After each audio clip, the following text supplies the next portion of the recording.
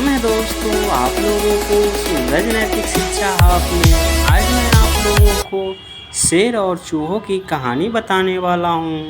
जंगल का राजा शेर खा पी कर आराम से एक पेड़ के छांव में सो रहा था। तभी कहीं से एक नटखट चूहा वहां आ पहुंचा और खेलने लगा।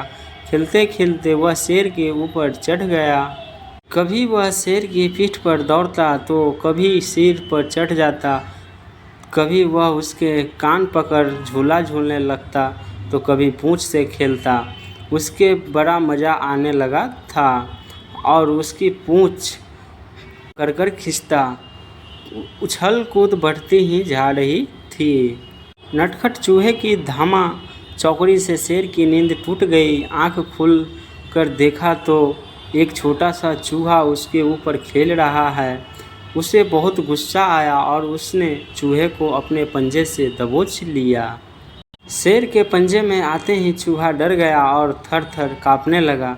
शेर बोला, बदमाश चूहे, तेरी इतनी हिम्मत कि तू जंगल के इस राजा शेर की नींद में खलल डाले, और तेरी खैर नहीं, मरने के लिए तैयार हो जा। अब मैं तेरा मारकर खा जाऊंगा। मौत सामने देख चूहा गिड़गिड़ाने लगा, वनराज मुझे क्षमा कर दें, मुझसे बहुत बड़ी भूल हो गई। मुझ जैसा छोटे प्राणी को खाकर आपको क्या मिलेगा? आपका पेट तो भर नहीं पाएगा। कृपा कर मुझे छोड़ दीजिए। अवसर पड़ने पर मैं आपको अवश्य काम आऊँगा। चूहे की बात सुनकर शेर हंसने लगा और बोला, मैं जंगल का राजा हूँ, मुझे बलशाली इस पूरे जंगल में कोई नहीं। तू छोटा सा चूहा मेरे क्या काम आएगा? लेकिन फिर भी मैं दया करके तुम्हें प्राण देता हूँ। दया में मेरी नज़र से दूर हो जाओ और आइंदा कभी मेरे नींद में खलल डालने की कोशिश मत करना। चूहा धन्यवाद कहकर वहाँ से चला गया। कुछ दिन बीते। एक शेर जंगल में शिकार के लिए घूम रहा था कि वह शिकारी द्वारा बिछाए गए जाल में फंस गया। उसने बहुत प्रयास किया किंतु जाल से बाहर नहीं आ पाया। वह मदद के लिए दहाड़ने लगा।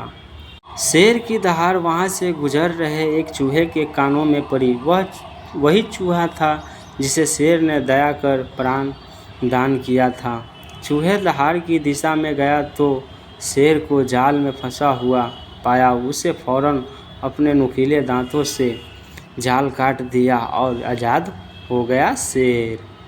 उसने चूहे को धन्यवाद दिया और चूहा बोला, वनराज आप शायद मुझे भूल गए। मैं वही चूहा हूँ जिसे अपने प्राण दान में दिए थे। मैं आपको कहा था कि किसी दिन मैं अवश्य आपके काम में आऊँगा।